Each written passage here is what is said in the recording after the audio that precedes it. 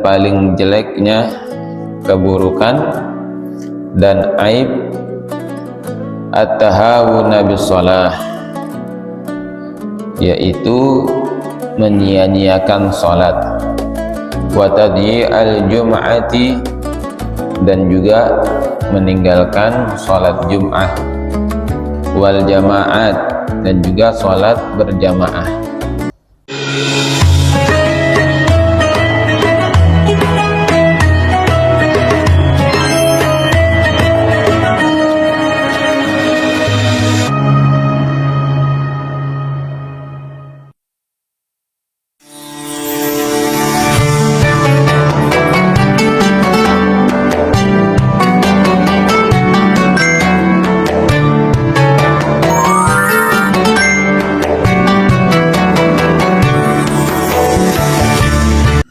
Bismillahirrahmanirrahim.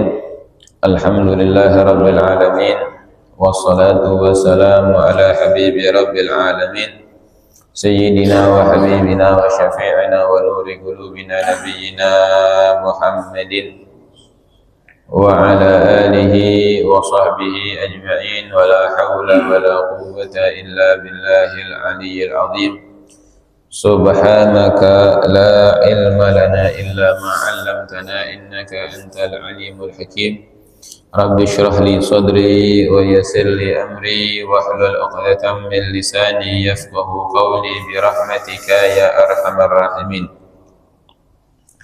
Nawaitu ta'alluma wa ta'lim wa tadhakkura wa tadhkir wal naf'a wal intifa' wal ifadata wal istifada wal hatha ala tamassuk bi kitabillah wa sunnati rasulillah wa du'a ilal huda wa dilalata ala al-khair ibtigha'a maradatillah wa thawabihi wa qurbihi minallahi ta'ala.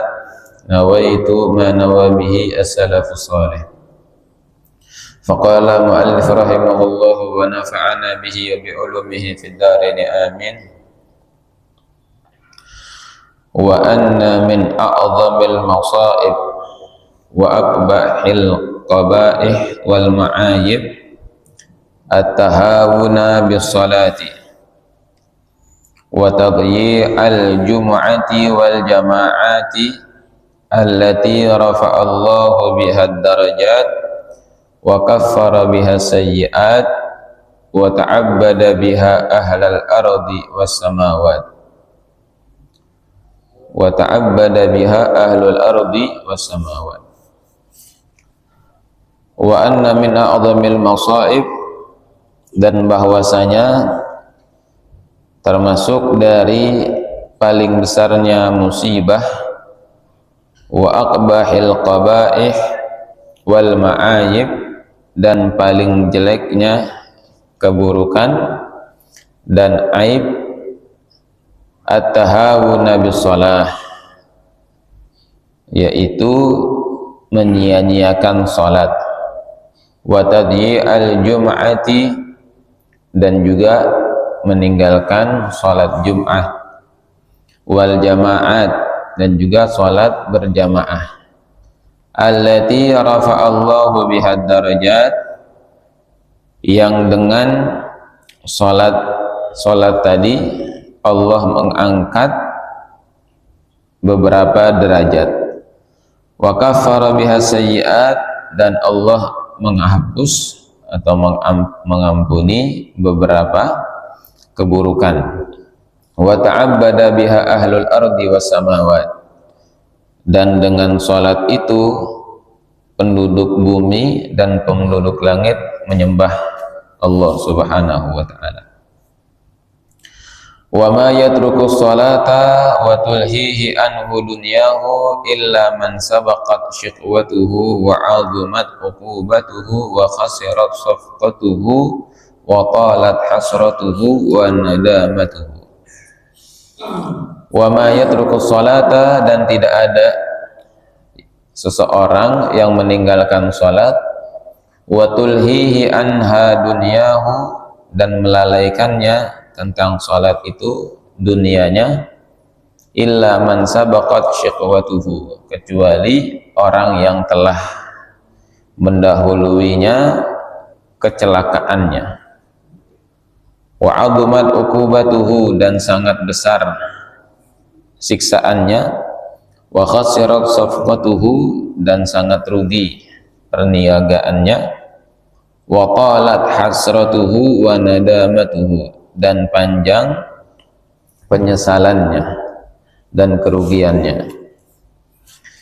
Nah, kita masih bahas kitab Majmu' Mustamil ala Arba' Rasail yang dikarang oleh Imam Ahmad bin Zaini Dahlan, masih dalam bab yang pertama, yaitu fi jazr an tarkis shalah, ancaman dari yang meninggalkan sholat.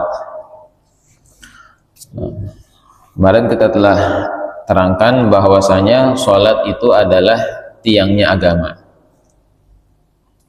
Siapa orang yang mendirikan sholat berarti dia telah mengokohkan agamanya, dan siapa yang meninggalkan sholat maka dia sungguh telah menghancurkan agamanya. Juga kemarin kita telah bahas juga bahwasanya termasuk musibah yang paling besar dan keburukan atau aib yang paling jelek itu adalah meninggalkan sholat. Yang dimaksud di sini adalah sholat 5 waktu, ya, yang wajib. Nah, begitu juga termasuk musibah yang besar dan kejelekan atau keburukan yang besar itu adalah tadyi'al jum'ah, meninggalkan sholat Jumat. Ya, selain sholat 5 waktu, termasuk musibah besar juga kalau ada yang meninggalkan sholat Jumat. Udah tiap hari nggak ngelaksanain, seminggu sekali juga nggak ngelaksanain juga, ya. Nah, ini termasuk musibah.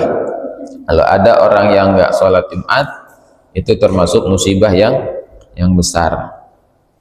Nah, juga wal jamaat, kalau juga ada yang meninggalkan sholat berjamaah, sholat 5 waktu, sholat Jumat, juga sholat berjamaah.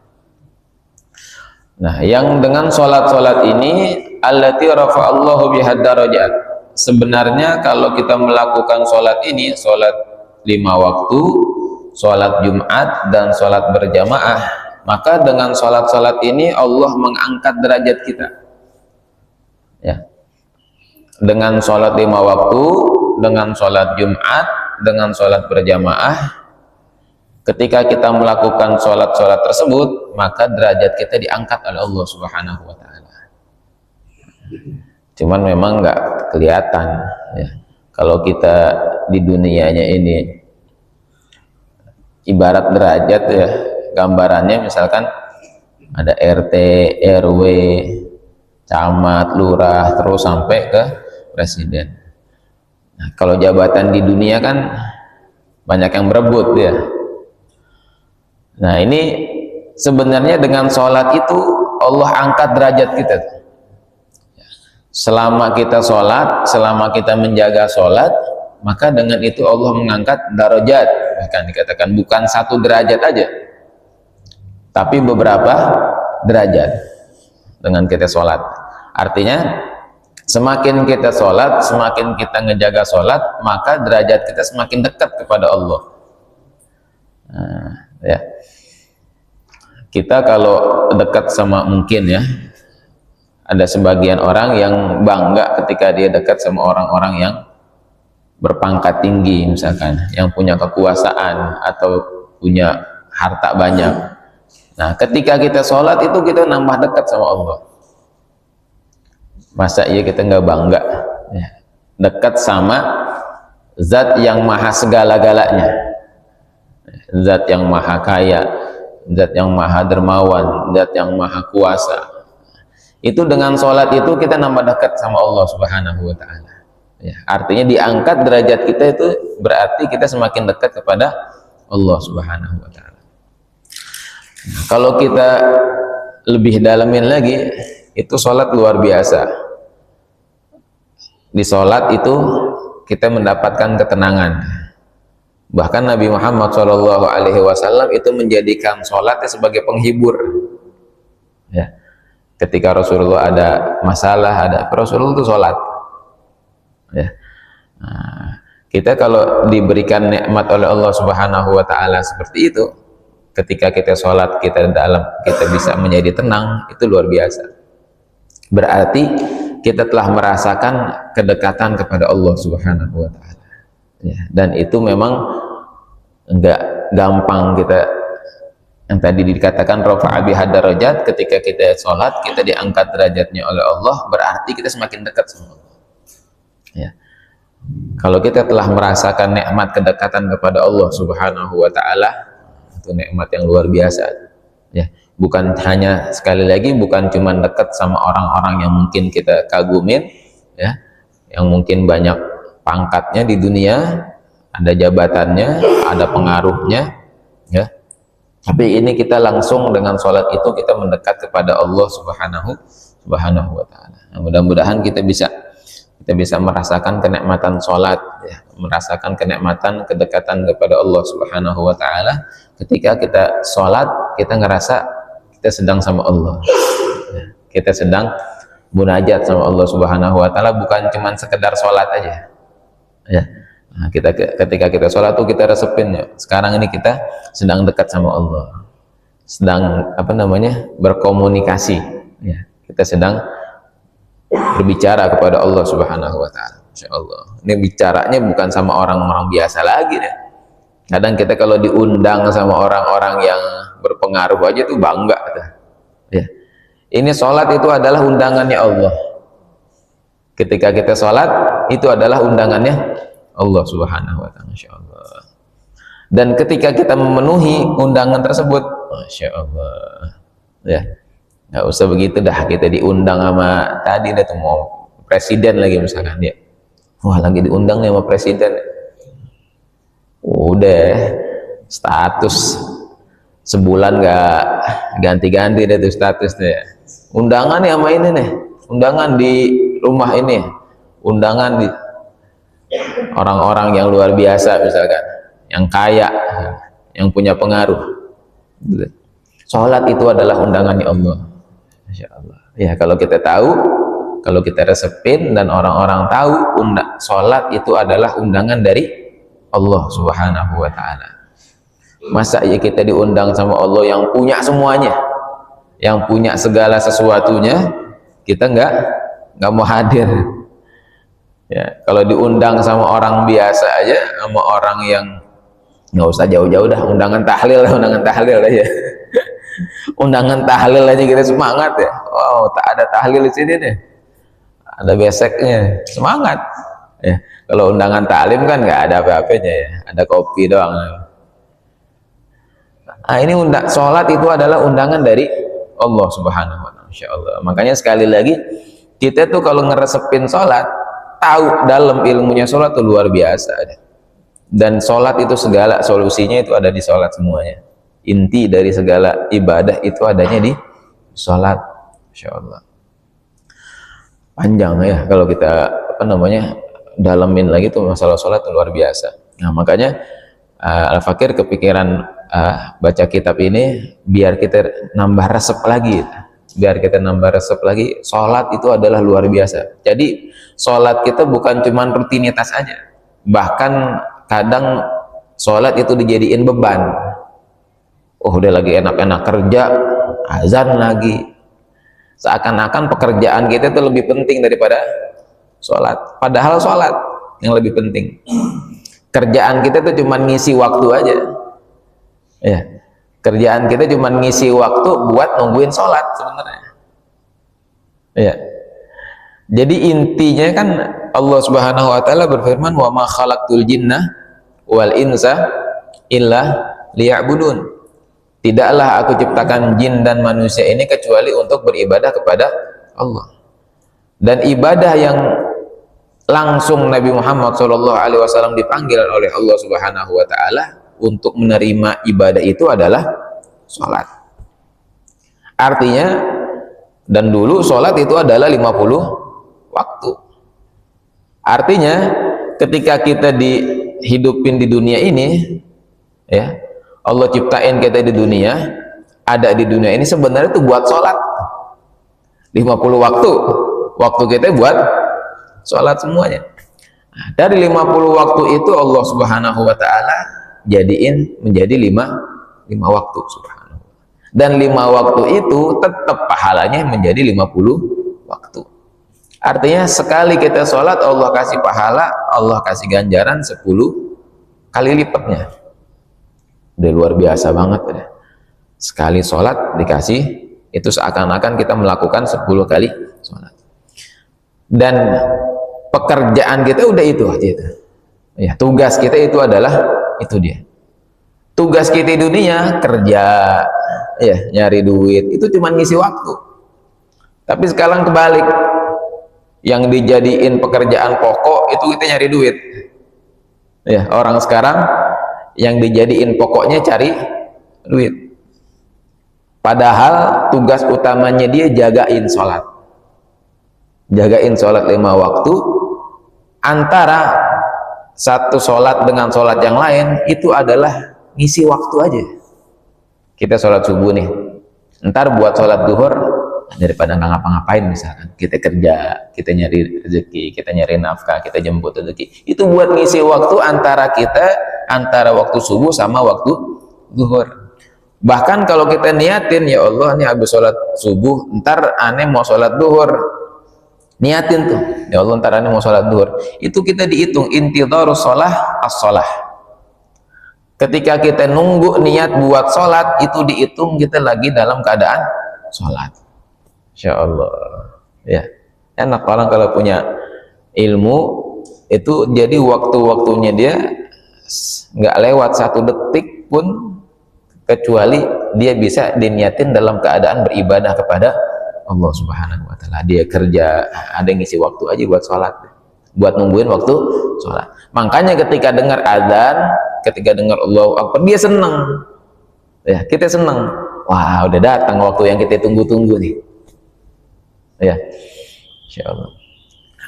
Habis itu baru kita sholat. Nah, keluar dari sholat, nungguin waktu sholat lagi. Udah hidup kita tuh kalau kita bisa niatin, udah aneh hidup di dunia ini cuma nungguin waktu sholat aja udah.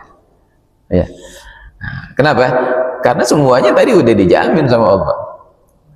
Cuman sholat kita ini belum ada yang tahu. Kalau bukan dari kita yang usahain, kalau bukan kita yang semangatin, akhirnya sholat di nomor 2 ya. Ya, sekarang kan begitu. Sholat udah nggak penting sekarang deh. Yang bagi yang nggak tahu, sholat ntar. Yang penting nyari duit dulu. Duit udah dapet, ntar baru sholat. Ya, bahkan ada orang yang merasa terganggu dengan sholatnya. Aduh, lagi sibuk-sibuknya misalkan, lagi sibuk-sibuk. Nggak taunya adzan. Ya, belum kelar nih, ntar tanggung. Balik ya. Nah, mudah-mudahan sekali lagi kita nganggap sholat itu sangat penting. Ya, sholat itu adalah tugas utama kita dari Allah Subhanahu wa taala, yang dengan sholat ini derajat kita naik tuh. Ada orang misalkan kerja, dia kan rajin kerjanya misalkan, kemudian dia dengan kerja itu ngarepin nanti pangkatnya naik jabatannya, ya rajin tuh dia tuh. Nah, ketika kita sholat, kalau kita nganggap sholat itu penting dan menambah kedekatan kita kepada Allah, pasti kita pengen rajin, biar gimana nanti derajat kita, pangkat kita naik di hadapan Allah Subhanahu wa taala, insyaallah. Ya. Nah, sholat ini sekali lagi bukan hanya sekedar rutinitas, tetapi sholat itu bisa mengangkat derajat kita di hadapan Allah Subhanahu wa taala. Artinya kita semakin dekat kepada Allah Subhanahu wa taala. Kalau udah punya kedekatan sama Allah, nikmat. Ya, hidup kita bakalan nikmat. Dekat sama yang punya segalanya, dekat yang punya dunia, dekat sama yang maha punya semuanya, bukan dekat sama manusia biasa, bukan. Ya, dekat sama yang menciptakan manusia, dekat sama yang menciptakan bumi, dekat sama yang menciptakan segala-galanya. Insyaallah. Nah, salat itu adalah tadi mengangkat derajat kita biar kita nambah dekat sama Allah Subhanahu wa taala. Wa kaffara bihas sayyi'at. Dan dengan salat itu dosa-dosa kita, kesalahan-kesalahan kita diampunin sama Allah. Kita kalau punya salah sama orang aja kadang nggak enak ketemunya. Ya, kita kalau punya beban sama orang, Kalau ketemu sama dia tuh kita kabur kadang. Ya, gimana sama Allah Subhanahu wa taala. Ya. Justru kita kalau takut sama orang lari dari dia. Tapi kalau kita takut sama Allah, kita semakin dekat sama Allah. Ya, ngerasa kita banyak salah, bukan malahan semakin kabur, harusnya kita semakin dekat sama Allah. Nah, cara dekat sama Allahnya itu yang kafara biha sayyi'at, yang bisa mengampuni dosa-dosa kita, sholat. Ya, ketika kita sholat, derajat kita diangkat dan dosa-dosa kita diampunin sama Allah Subhanahu wa taala. Nah, sholat tuh, insyaallah ya. Wa ta'abbada biha ahlul ardi was samawat. Bukan cuman ngangkat derajat, bukan cuman ngampunin dosa, ya. Bahkan sholat ini Allah jadikan ibadahnya penduduk langit dan penduduk bumi. Malaikat itu ada yang ruku aja, ya, kerjaannya itu tugasnya dari Allah Subhanahu wa taala, ruku aja tuh malaikat. Nggak pegel kalau malaikat mah, nggak punya hawa nafsu. Kalau kita disuruh ruku terus, jangankan 1 hari, ya 5 menit ruku aja udah pusing udah. Ya, malaikat tuh kerjaannya ada yang ruku aja, ada yang sujud aja, ada yang i'tidal, ada yang diri. Jadi gerakan-gerakan kita dalam sholat itu yang ditugaskan oleh Allah Subhanahu wa taala sama para malaikat. Sebenarnya Allah nggak butuh sama sholat kita itu. Ya, sholat kita yang nggak khusyuk udah yang kagak. Jangankan apa namanya khusyuk ya, jangan kita pas lagi ruku sujud lagi diri aja ada gatel sedikit kita. Kalau malaikat enggak, malaikat diri udah tegak, enggak berubah udah. Ya, gerakan-gerakan sholat itu udah dilakuin sama malaikat, yang malaikat menyembah Allah Subhanahu wa taala dengan gerakan-gerakan itu. Artinya sholat kita itu Allah nggak butuh sama sholat kita. Ya, karena udah ada makhluk yang Allah ciptain buat itu. Cuman kita yang butuh sama Allah, kita yang butuh sama sholat. Biar apa? Biar kita dekat sama Allah. Malaikat itu udah al-muqarrabun. Malaikat itu adalah udah makhluk-makhluk yang dekat sama Allah, yang nggak pernah maksiat, nggak punya sayyiat. Malaikat, ya, malaikat tuh makhluk suci, ya, yang nggak pernah ngelakuin dosa. Ya, karena memang nggak ada hawa nafsunya malaikat. Ya. Nah, kita diberikan oleh Allah Subhanahu wa taala tugas sholat, kewajiban sholat itu sama seperti pekerjaannya malaikat. Insyaallah. Ya, jadi selepas kita sholat itu yang dilakuin oleh makhluk-makhluk Allah yang nggak pernah ngelakuin la ya'sunallaha ma amarhum, yang nggak pernah bermaksiat kepada Allah Subhanahu wa taala. Ya, artinya ketika kita sholat itu pekerjaan kita sama seperti malaikat. Ya. Nah, wa ma yatruku sholata wa tulhihi anha dunya. Nah, ini dia. Dan tidaklah ada orang yang meninggalkan sholat dan lalai dengan sholat tersebut. Kenapa dia bisa ninggalin sholat? Kenapa dia bisa lalai dari sholat? Dunia. Wa ma yatruku shalah wa tulhihi anha dunyahu. Ya. Kalau kita belajar bahasa Arab atau kita belajar ilmu nahwu, fa'ilnya ini dunianya nih. Yang bisa nyebabin kita itu sholat, ninggalin sholat itu adalah dunia. Ya. Ketika ada orang yang ninggalin sholat atau lalai dari sholat, kenapa dia lalai? Karena yang melalaikan itu adalah dunianya. Ya, orang sekarang ninggalin sholat, lalain sholat gara-gara dunia. Padahal dunia cuman sebentar. Dan rezeki yang dia cari itu udah dijamin sama Allah. Rezeki yang kita khawatirin itu udah dijamin sama Allah. Kita kalau baca Al-Quran dan kita ngerenungin itu luar biasa. Nggak usah kita cari rezeki misalkan. Contohnya ada Sayyidatuna Maryam, ya, ibunya Nabi Isa. Itu kerjaannya cuma ibadah aja udah.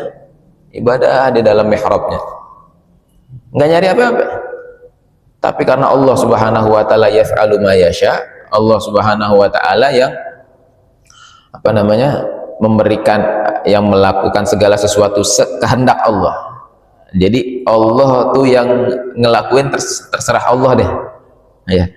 Jadi kehendak tuh bukan kehendak kita, kehendak Allah. Makanya kan kita kalau mau lakukan segala sesuatu insya Allah. Artinya apa insya Allah?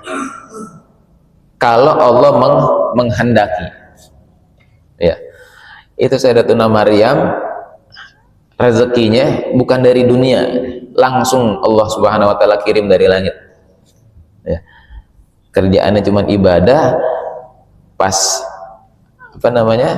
waktunya itu ada buah, ada apa. Itu semuanya bukan karena jerih payahnya, langsung Allah yang kasih rezeki. Ya. Kalau orang-orang yang udah dekat sama Allah Subhanahu wa taala itu luar biasa. Nah, orang sekarang kebalik, dia sibuk sama dunianya sampai ninggalin sholatnya.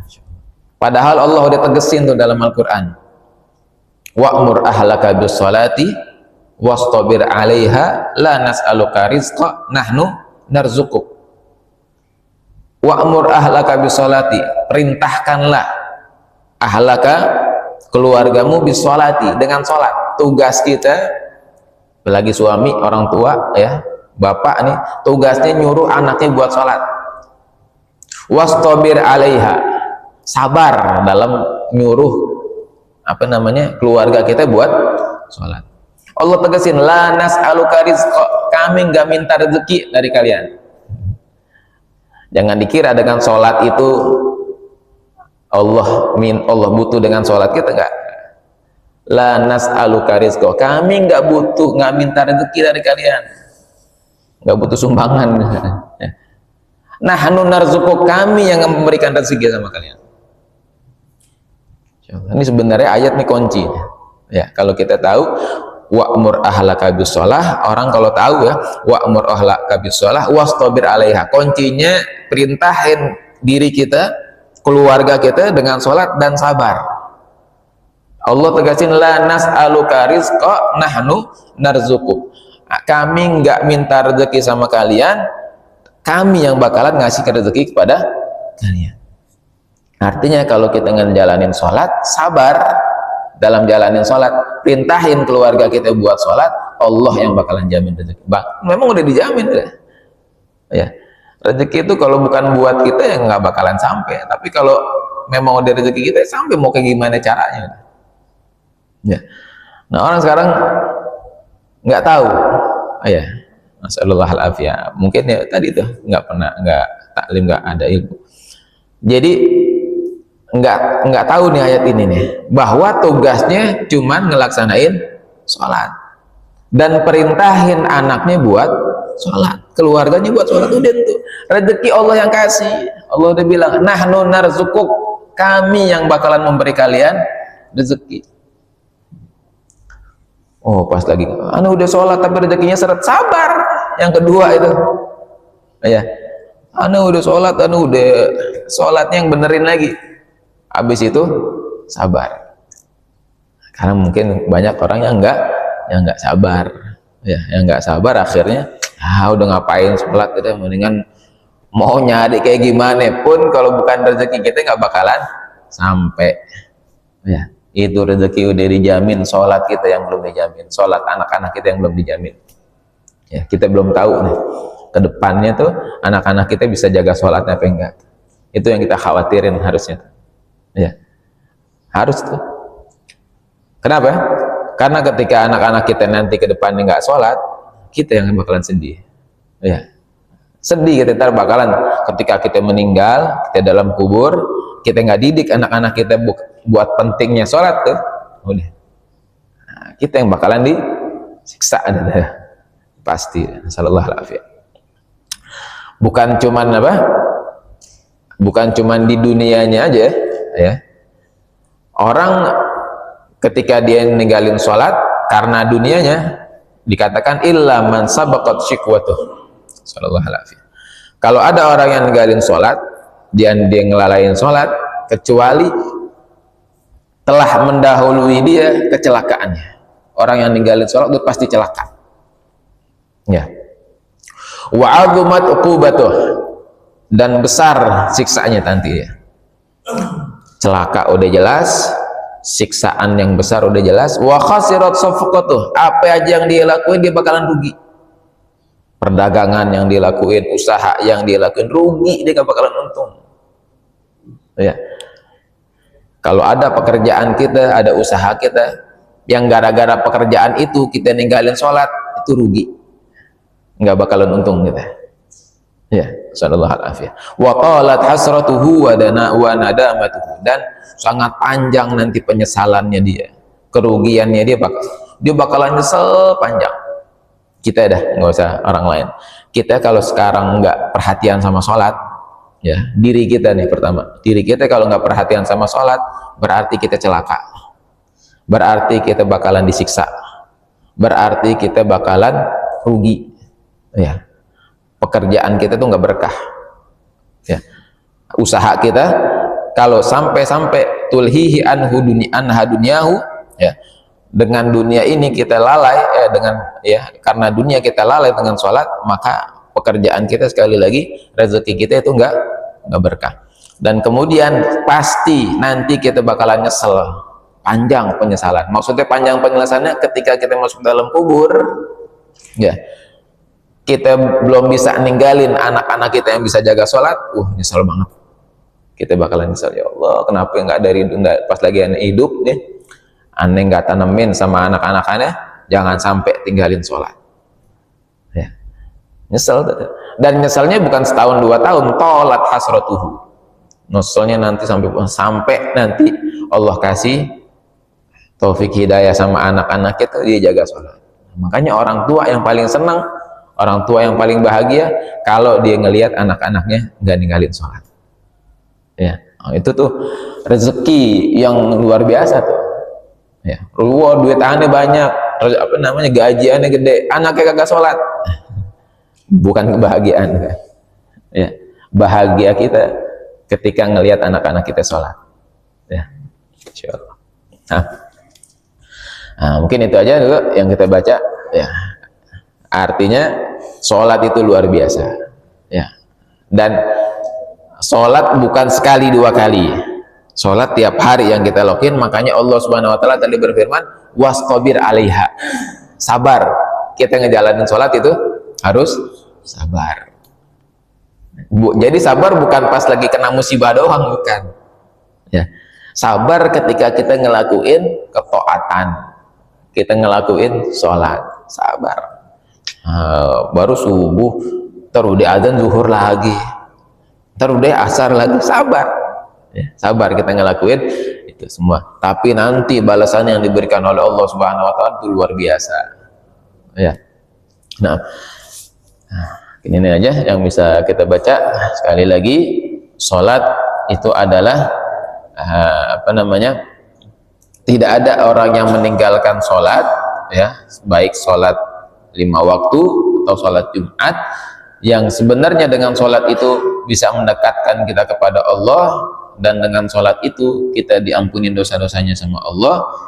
Kalau seandainya ada orang yang meninggalin sholat karena keduniaannya, maka dia menjadi orang yang celaka, dia dapat siksa yang besar, dagangan dia atau usahanya dia itu menjadi rugi, ya, dan nanti dia akan menyesal dengan penyesalan yang panjang.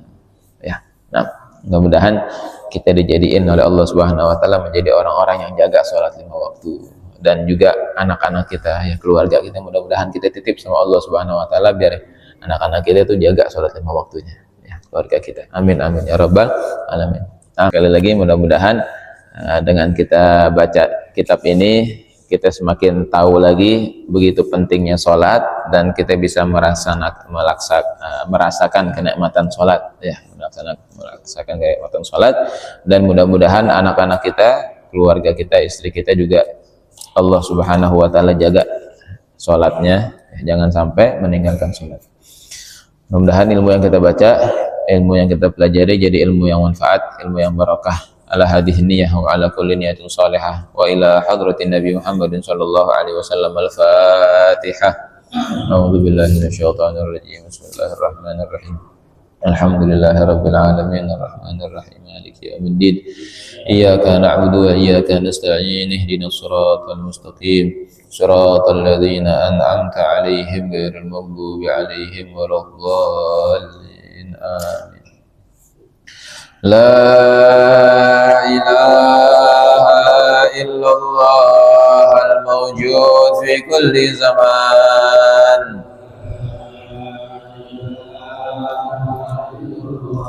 الموجود في كل زمان لا إله إلا الله المعبود في كل مكان المعبود في كل مكان لا إله إلا الله المذكور بكل لسان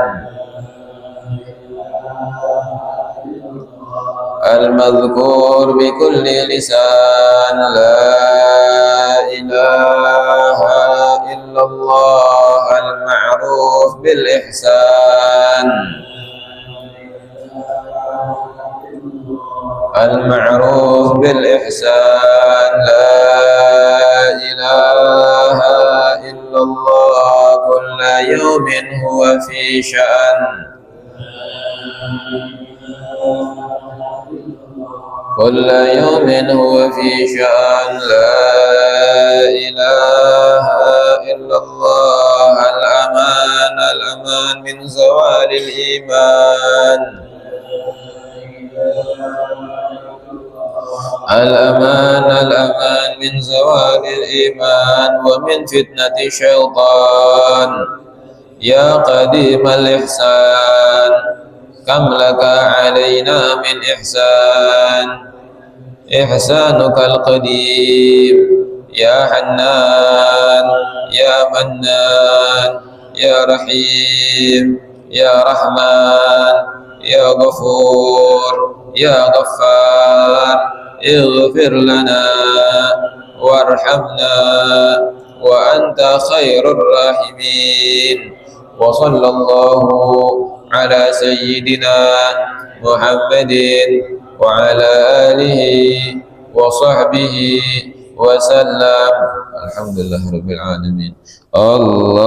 اللهم صل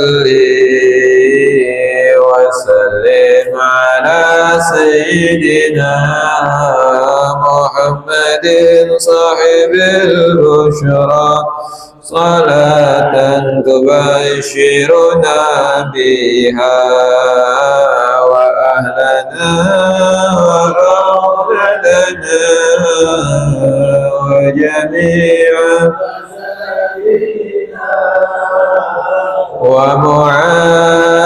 ومعلمينا وطالبتنا وطالبتنا من يومنا هذا إلى يوم الآخرة.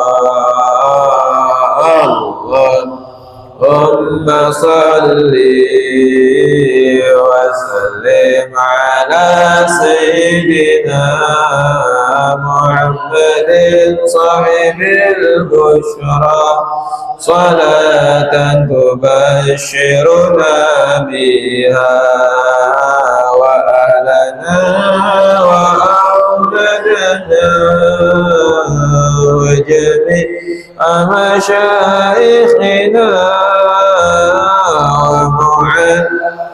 ومعلمنا وطالبتنا وطالبتنا من يومنا هذا إلى يوم الآخرة. اللهم صل وسلم على سيدنا محمد صاحب البشرى صلاة تبشرنا بها وأهلنا وجميع مشايخنا ومعلمينا وطلبتنا وطالبتنا من يومنا هذا إلى يوم الآخرة. اللهم صل وسلم وبارك عليه وعلى آله. يا ربنا اعترفنا بأننا اعترفنا وأننا أسرفنا على لظى أشرفنا فتوب علينا توبة تغسل كل توبة واستر لنا العورات وآمن روعاتي واغفر لوالدينا ربي ومولودينا والأهل والإخوان وسائر الخلان وكل ذي محبة أو جيرة أو صحبة والمسلمين أجمع آمين ربي أسمع فضلا وجودا من نال باكتساب منا بالمصطفى الرسول نهضى بكل سول صلى وسلم ربي عليه عند الحبيب وآله وصحبه عداد قصص صحبه والحمد لله في البدء والتناهي حمدا كثيرا دائم محبة نسائم دعوهم فيها سبحانك اللهم وتحيتهم فيها سلام وآخر دعوانا أن الحمد لله رب العالمين. سبحانك اللهم بحمدك أشهد أن لا إله إلا أنت أستغفرك وأتوب إليك. ولكم منكم السلام عليكم ورحمة الله وبركاته.